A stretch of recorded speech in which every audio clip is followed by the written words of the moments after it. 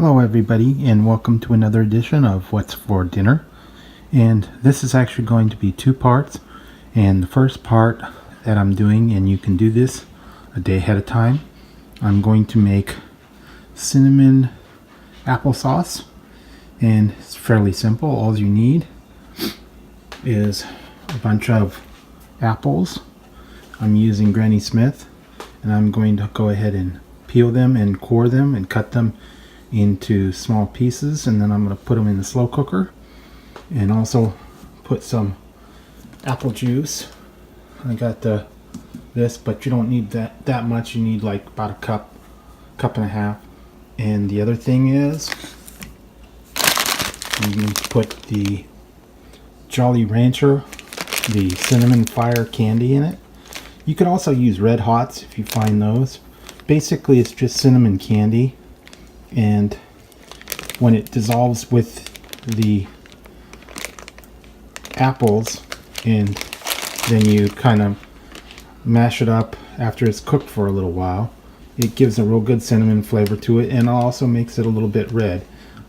It's a little bit better than adding like cinnamon to it or the powdered cinnamon, because this does give a little bit of a sweetness to it.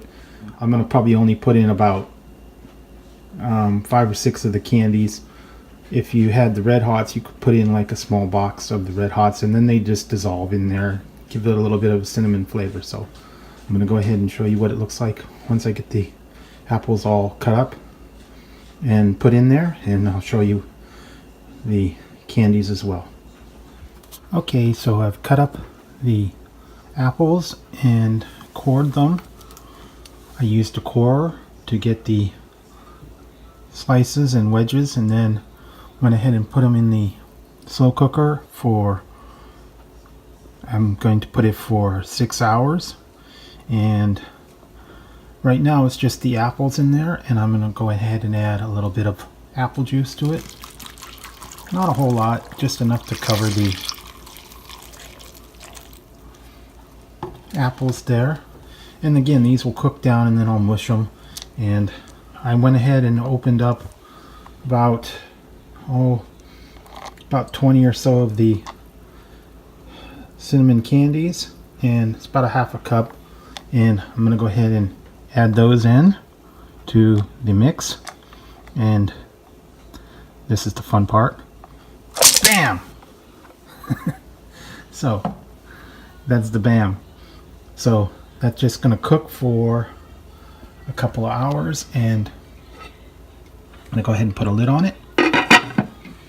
And I'll check back throughout the day, and as it heats up and kind of breaks down a little bit, I'll stir it, and then when it gets ready at the end, I'll go ahead and take a masher, or you could even take a electric stick blender and blend it down.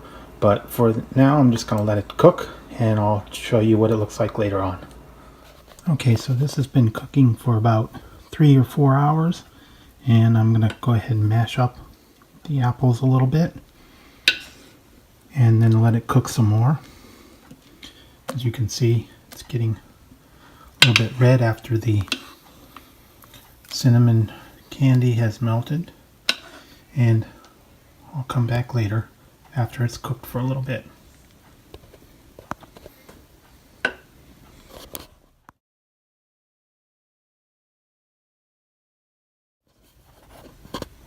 Okay, so I've mashed up the applesauce, and it's still a little chunky, but it's going to cook down some more. You can kind of see how the consistency is, and I'm going to let it cook for another couple hours to get nice and smooth, and I'll show you what it looks like when it's done. Okay, so the applesauce has been cooking for about 6 hours, and I've let it cook, and I put it on warm, and here's what it looks like, all nice and cooked down, and it's been mashed up, and it's nice and creamy.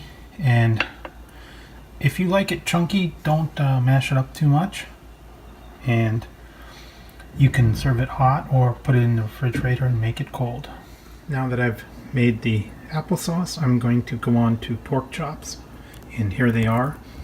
And I'm also going to have some stovetop stuffing with it. And what I'm going to do is, I've got these nice big pork chops here, and I'm going to add this to it, Baja citrus marinade. And what it is you just add some vegetable oil, water, a little bit of vinegar, and you put them on the marinade, and then you cook it.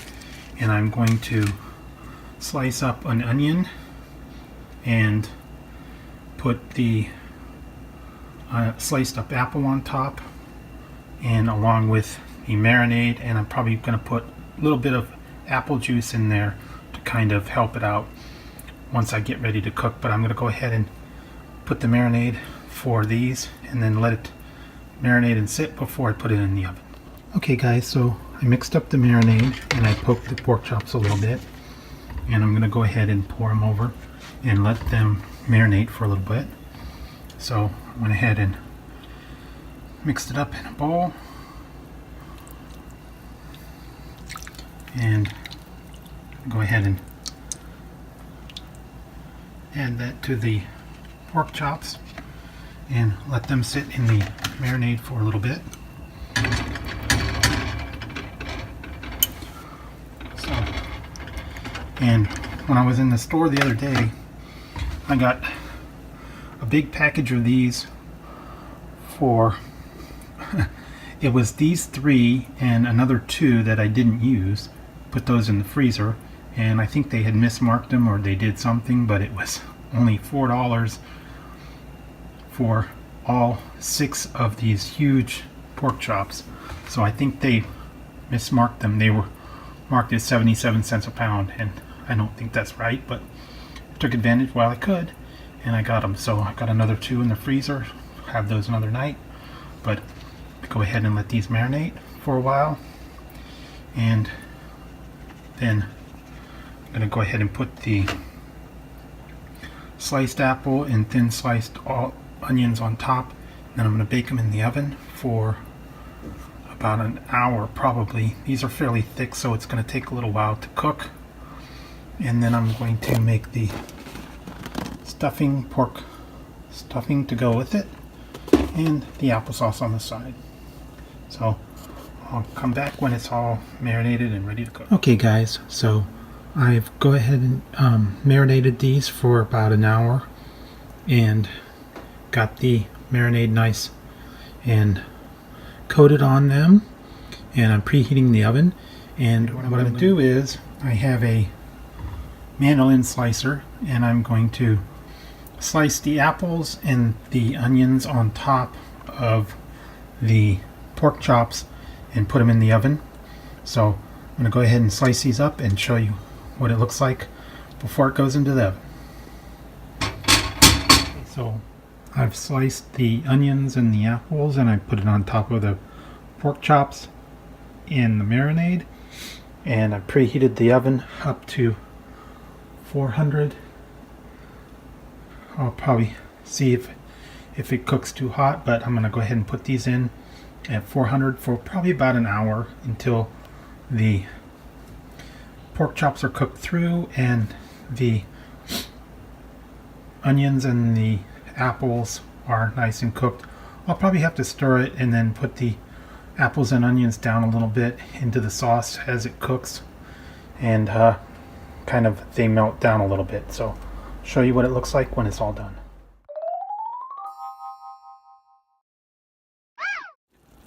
Okay, so here's the pork chops out of the oven, nice and done, and the onions and the apples have cooked, and I'll show you what it looks like on the plate.